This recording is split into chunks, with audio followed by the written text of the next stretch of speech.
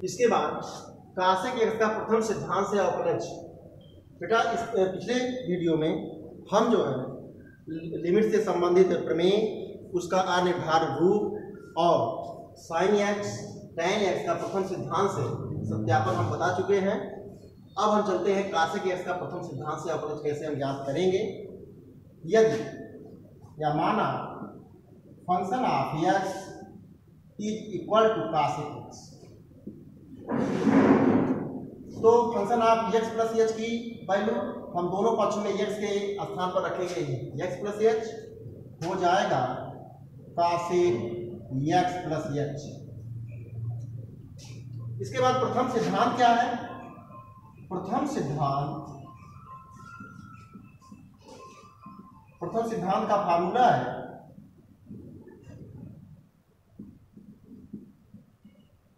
D upon d x of function of x is equal to limit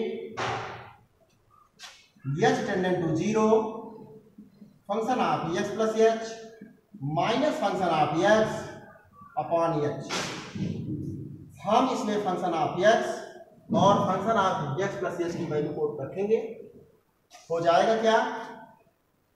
limit h tending to zero cosec x plus h minus cosec x upon h. अगर यहां पर H की value को zero रखा जाए तो यहां पर आ जाएगा क्या? कासेक एक्स माइनस कासेक एक्स, अर्थात अंश में आ जाएगा जीरो, और एच में जीरो रखने पर हर में जो है एच के स्थान पर जीरो रखने पर जीरो आएगा, जो कि जीरो बाई जीरो के रूप का अनिर्धारित रूप होगा। तो यहां पर हम जो अनिर्धारित रूप से बचेंगे उसके लिए हम कासेक को जो है साइन में चेंज करेंगे। Limit h tending to zero one upon sine x plus h minus one upon sine x total का वाई एच। इसको आप ठीक कर लीजिए। हो जाएगा क्या? Limit h tending to zero, अंश में जो है इसका एलसीएम हो गया sine x into sine x plus h, sine x into sine x plus h. पहले वाले पद में जो sine x plus h cut जाएगा, आ जाएगा साइन एक्स माइनस, और दूसरे वाले पद में साइन एक्स कट जाएगा, आएगा साइन एक्स प्लस एच आएगा, टोटल का वाई एच। इसको आप ठीक कर लीजिए। हो जाएगा क्या? Limit h tending to zero sine x minus sine x plus h total का वाई हो जाएगा h into sine x into sine x plus h. हो जाएगा h into sine x into sine x plus h. अंश में हम sine c minus sine d का use करेंगे। Sign c minus sine d का फार्मूला है, हो जाएगा टू का c plus d by two into sine c minus d by two. इसको हम लिख सकते हैं limit h tending to zero two cos c plus d by two हो जाएगा एक्स प्लस एच टोटल का by two into sine x minus x plus h. इसको आप मझले वाले ब्रैकेट में कर लीजिए, अपॉन टू टोटल का by H into sine x into sine x plus h. आ जाएगा क्या? दूसरे वाले पद में यहां पर ब्रैकेट टूटेगा, हो जाएगा एक्स माइनस एच, अर्थात आ जाएगा sine minus h by two आ जाएगा। आ गया limit h tending to zero two cos two x plus h total का by two into sine minus h by two total का upon h into sine x into sine x plus h.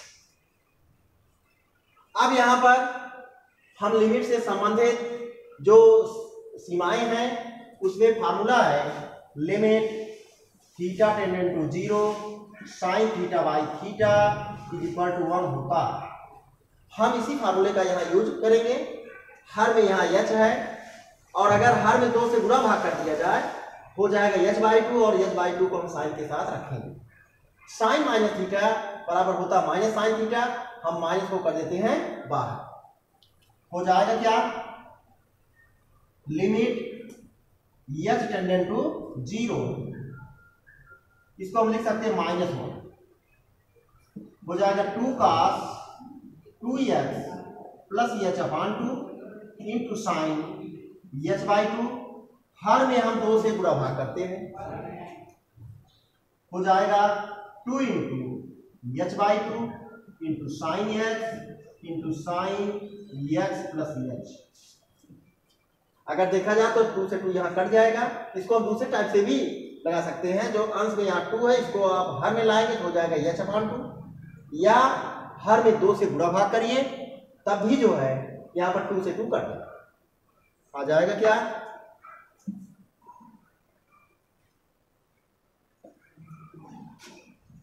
Minus को हम बाहर कर देते हैं, आ जाएगा minus limit h tending to 0,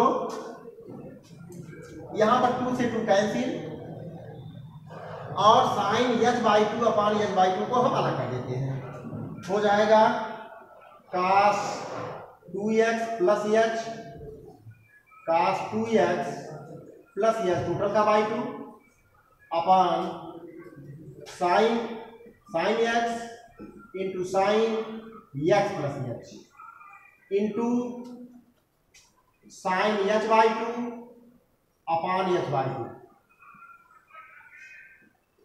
हम लिमिट से संबंधित प्रमेय में बताए थे कि अगर 2 चरों के इंटू से संबंधित फलन है तो दोनों चरों के पहले हम या दोनों फलनों के पहले लिमिट को लिख करके हम अलग कर सकते हैं।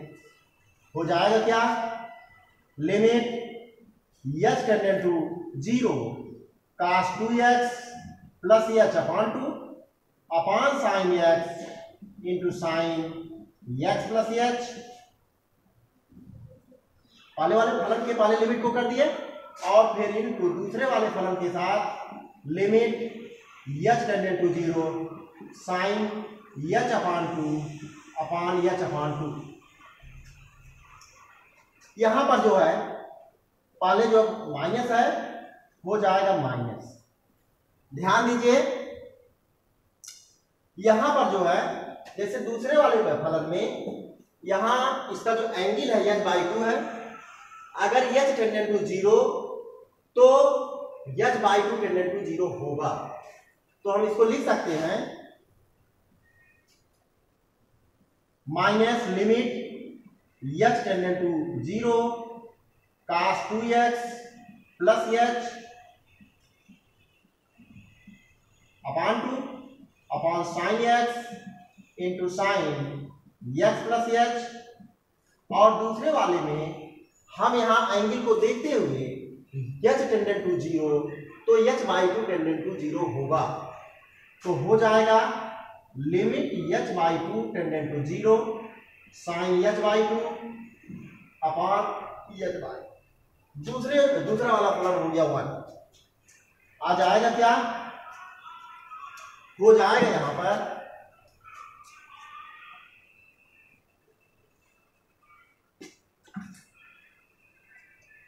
Is equal to minus limit h tending to 0 cos 2x plus h upon 2 total का by sine x into sine x plus h into दूसरा वाला फलन हो गया 1।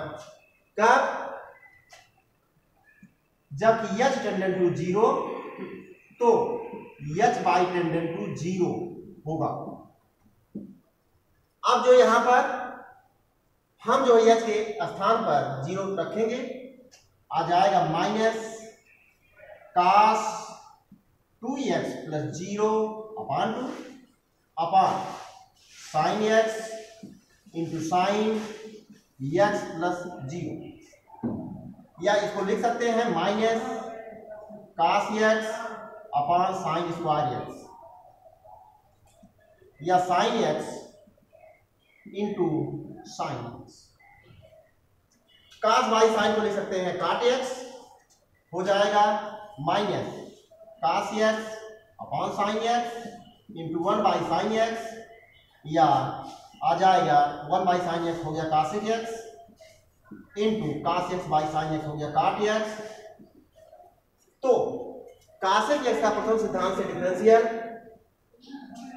हो गया d upon d x of cos x का फार्मूला हो जाएगा minus cos x into cot x। अतः d upon d x of cos x is equal to minus cos x into cot x होगा। अब इसके बाद हम चलते हैं अचर फलन का प्रथम सिद्धांत से अवकलज कैसे हम ज्ञात करते हैं।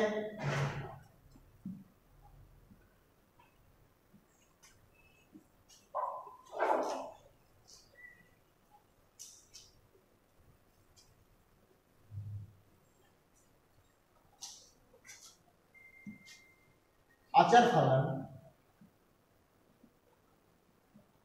का प्रथम सिद्धांत से अवकलज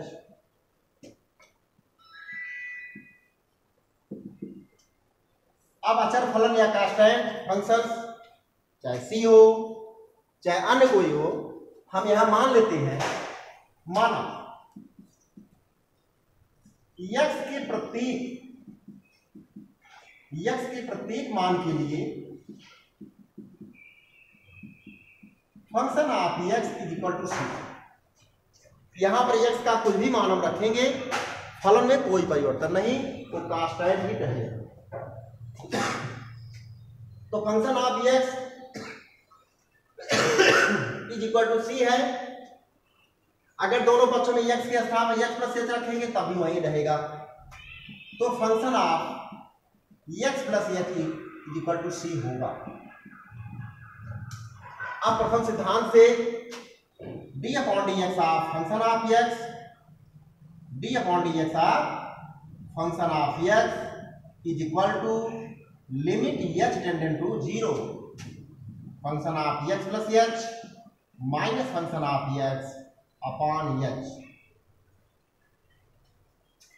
हो जाएगा क्या, हम जो फंक्शन ऑफ x और function of x plus h की वैल्यू को रखेंगे, हम आ जाएगा क्या, limit h tending to 0 function of x plus h की value c, function of x की वैल्यू c अपॉन h। अंश जो हो गया 0, तो limit h tending to 0 by h। हम जानते हैं 0 की किसी भी संख्या से भाग देने पर फलन का मान 0 हो जाता है, इज इक्वल टू 0। अतः d upon d x of c function of x जो कितना है, c है, d upon d x of c का मान होता है 0। ये आपका कांस्टेंट के लिए फार्मूला है।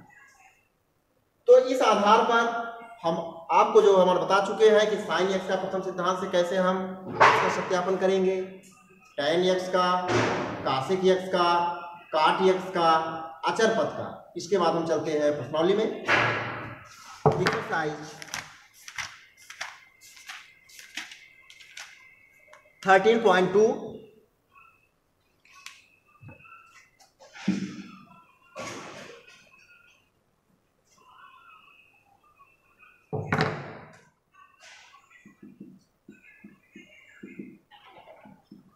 13.2 का क्वेश्चन नंबर 1 क्या है, कर ix इज इक्वल टू 10 पर x इज इक्वल टू 10 पर x स्क्वायर माइनस 2 का अवकलज ज्ञात करेंगे, का अवकलज ज्ञात कीजिए।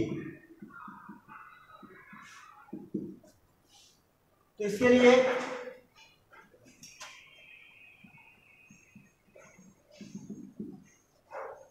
हम दिए हुए फलन को y के इक्वल या u के इक्वल कर सकते हैं या z के इक्वल, यदि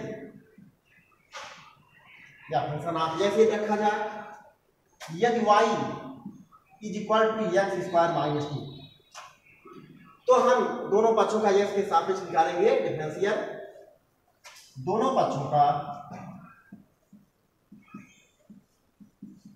x के सापेक्ष अवकलन करने पर इसको लिख सकते हैं d t x of y equal to d t x of x square minus 2। हम जो है इसमें जैसे लिमिट में हम बताए थे कि दो चरों के योगफल, दो या दो से अधिक चरों के योगफल या अंतर के पहले हम लिमिट का प्रयोग करते हैं, उन फलनों के पहले हम लिमिट लिखते हैं। उसी तरह डिफरेंशियल में भी है, अभी हम इससे संबंधित फार्मूला आपको मन बता रहे हैं। तो यहाँ पर d upon d x of y equal to d upon d x of x square minus 2। हम दोनों फलनों के पहले डी अपॉन डी एक्स या अवकलन संकारक को लिखेंगे, हो जाएगा क्या, D upon d x of x square minus D upon d x of 2। अभी आपको हम बताएं D upon d x of constant का मान होता है 0, और पिछले वाले वीडियो में आपको मन बताए थे d upon d x of x power n का होता है फार्मूला एन इंटू एक्स का पावर एन माइनस, और d upon d x of constant is equal to 0। Constant में चाहे 1 हो, चाहे 2 हो, चाहे 3 हो, जो भी संख्या रहेगी उसका डिफरेंशियल होगा 0। तो यहाँ पर आ जाएगा क्या, अब इसमें एक्स पावर एन अर्थात चर पावर अचर के टाइप का है, तो यहाँ पर d upon d x of x square कितना आएगा, 2 इंटू एक्स का पावर 2 माइनस 1, और इसका हो जाएगा 0 या हो जाएगा 2x। देखा जाए d y by d x is equal to 2x। अब यहाँ पर कह रहा है क्वेश्चन में x इज इक्वल टू 10 पर, x इज इक्वल टू 10 रखने पर हो जाएगा d y by d x at point x is equal to 10, अर्थात दाहिने पक्ष में जहां पर x तहां पर हम रखेंगे 10, हो जाएगा 2 into 10 is equal to 20 answer आएगा। अब आप डिफरेंशियल से संबंधित हमारा फार्मूला देख लीजिए क्रमबद्ध में।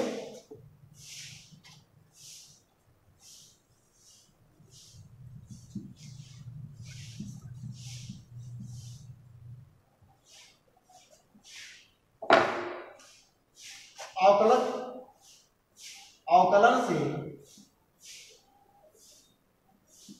संबंधित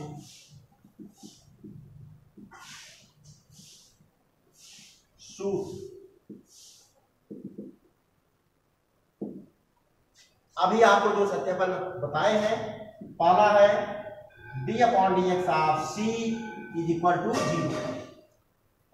दूसरा है जैसे लिमिट से संबंधित प्रमेय में बताए थे कि अगर चर में अचर इंटू है तो अचर पद को हम लिमिट के बाहर कर देते हैं, उसी तरह यहां पर डिफरेंशियल में भी है d upon d x of c into function of x. अगर चर में अचर इंटू है तो अचर को हम बाहर कर देंगे, c into d upon d x of function of x.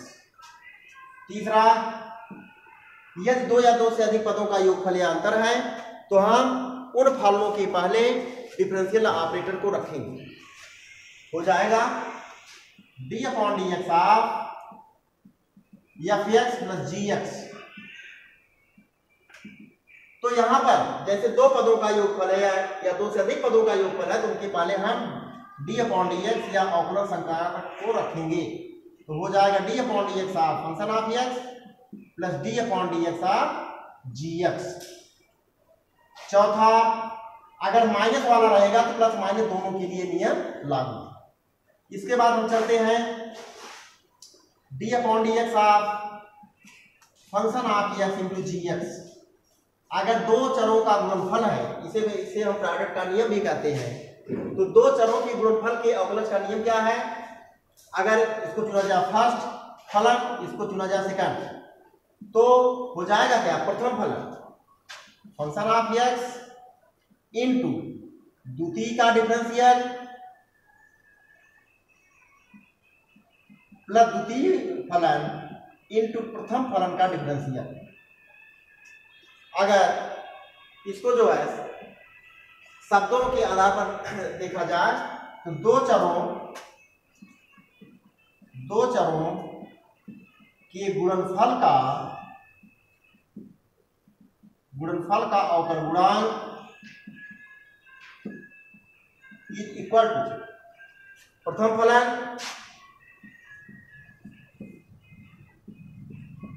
गुणे द्वितीय फलन का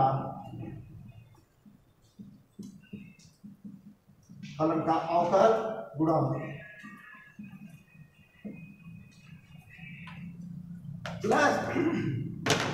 प्लस द्वितीय फलन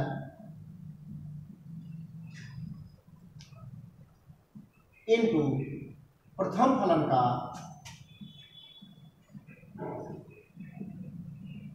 का अवकल गुणांक। क्या है? दो चरों के गुणनफल का अवकल गुणांक इज इक्वल टू प्रथम फलन गुणे द्वितीय फलन का अवकल गुणांक प्लस द्वितीय फलन इनटू प्रथम फलन का अवकल गुणांक। अब हम चलते हैं, पांचवा फार्मूला है d upon dx of x power n, जो कि पिछले बार वीडियो में इसका सत्यापन हम आपको बताए हैं। तो d upon dx of x power n, x क्या है? चर है और n क्या अचर है। मतलब चर और अचर के टाइप के फलनों में डिफरेंशियल का यूज कैसे करेंगे हम? तो d upon dx of x power n का फार्मूला होता है n इंटू x का पावर n माइनस। छठा, d upon dx of e power x का होता है e पावर x, जहां पर x जो अचर है और e जो है एक्सपोनेंशियल सीरीज से संबंधित है, चर घातांकी से संबंधित है। सातवां, d upon dx of e power x, जहां पर ये जो अचर पद है और x क्या अचर है, जैसे d upon dx of 5 power x। अब यहां पर जो 5 क्या अचर पद है और x जो है चर है, तो यहां पर आ जाएगा क्या? d upon dx of a power x हो जाएगा a power x into log of a on bc। तो इसका जो डिफरेंशियल हो जाएगा क्या? 5 power x into log of 5। इसके बाद आठवां log से संबंधित है d upon dx of log x on bc is equal to हो जाएगा 1 बाई x।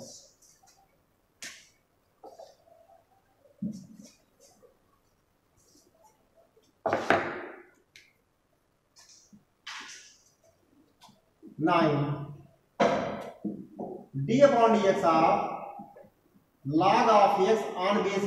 ध्यान दीजिएगा, यहां पर d upon dx of log of x on base e है। बेस चाहे लिखो चाहे ना लिखो, लेकिन बेस ही रहेगा यहाँ। d upon dx of log of x on base e का मान होता है 1 बाई x, और d upon dx of log of x on base a का फार्मूला होगा 1 by x into log of e on base a. इसके बाद हम चलते हैं ट्रिग्नोमेट्री में।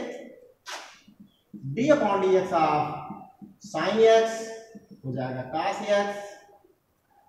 11, d upon dx of cos x is equal to minus sine x। 12, d upon dx of tan x is equal to sec square x। 13, d upon dx of cot x is equal to minus cosec square x। 14, d upon dx of sec x is equal to sec x into tan x। 15, d upon dx of cosec x is equal to minus cosec x into cot x।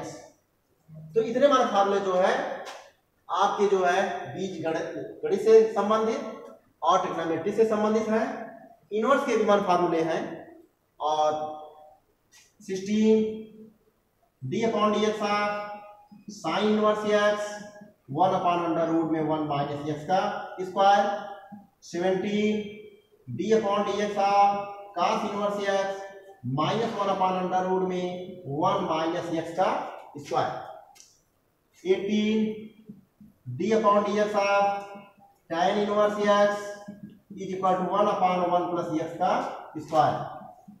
19 d/dx of cot inverse x is equal to -1/1 plus x का square. 20 d/dx of